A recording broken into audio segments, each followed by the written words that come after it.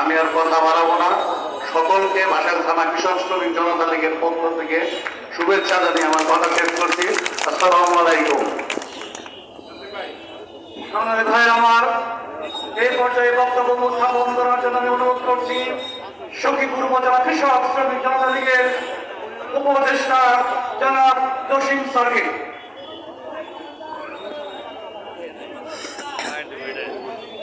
বীর মুক্তিযোদ্ধা এবং কমান্ডার কাতারে বাড়ি।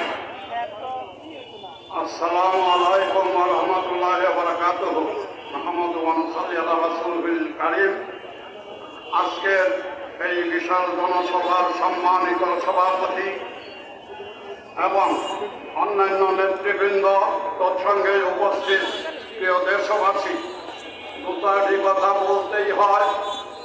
আজ থেকে 24 বছর আগে কৃষক শ্রমিক জনতা লীগের জন্ম দিয়েছিলেন। যেহেতু আমরা বুঝতে পেরেছিলাম স্বাধীনতা উত্তর বাংলাদেশে তৎকালীন সময়ের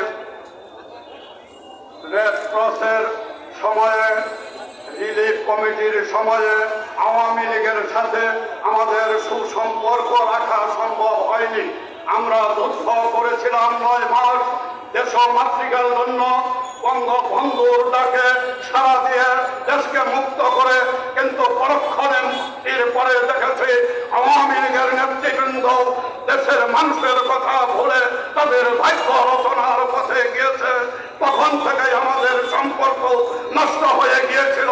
তাই বন্ধুরা, বঙ্গবীর 16 বছর নির্বাচনে কাটানোর পর দেশে আসতে পারে 1996-তে যখন ভোট ছিনতাই করে নেওয়া হলো 15ই নভেম্বর, তখন আমরাও এই সঠিক টিকতে পারি না, বাসায় টিকতে পারি না।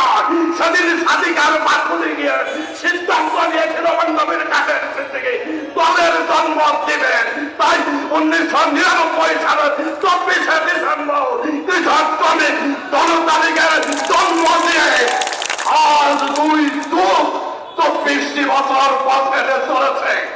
ফজলুর রহমান তৎকালীন সাধারণ সম্পাদক বলেছেন, কৃষক শ্রমিক জনতা লীগের কোন নেতার গায়ে কোন ধুলাবালি লাগে নাই, কারণ তারা কোনদিন ক্ষমতায় বসে নাই, ক্ষমতায় যায় নাই। তারা ক্ষমতায় গিয়েছে, তাদের গায়ে ধুলাবালি পড়েছে, বহু দুর্নীতিতে ভরপুর হয়ে গেছে। কিন্তু বন্ধুরা, শুধু এই কথাই বলতে চাই, বঙ্গবীর ক্ষমতায় বসে নয়, কৃষক শ্রমিক জনতা লীগ সুযোগ পেয়েও ক্ষমতা গ্রহণ করে নাই। আলাইতে হয় না যারা আওয়ামী লীগের সাথে আছেন, আজকে দেশে টিকতে পারেন না। থুতু দিচ্ছে দেশের মানুষ 15 বছর 20 বছরের শাসনে। তাই শুধু আহ্বান করতে চাই, আগে পথ হেঁটে চলছে কৃষক শ্রমিক জনতা লীগ। জানি না আর কতদিন হাঁটতে পারবো, বয়সের শেষ প্রান্তে এসেও থাকছি আমরা। আগামী দিনে নির্বাচনে আবার এই গামছা অংশগ্রহণ করবে এবং সরকারে যাবে ইনশাল্লাহ। এই দেশের মানুষের খেদমত করার সুযোগ পাবে। এই জন্য শুকরিয়া করি বন্ধুরা। এই 24 বছরে আমাদের কোনো আফসোস নাই, দুঃখ নাই।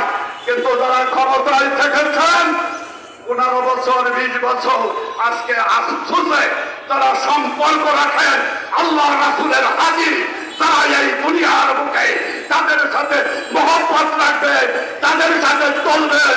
কাল হাসরের মাঠে হিসাবের পরে তাদের সাথে আপনার জায়গা হবে। ভেবে দেখো, 2টি জায়গা মাত্র, জান্নাত আর জাহান্নাম।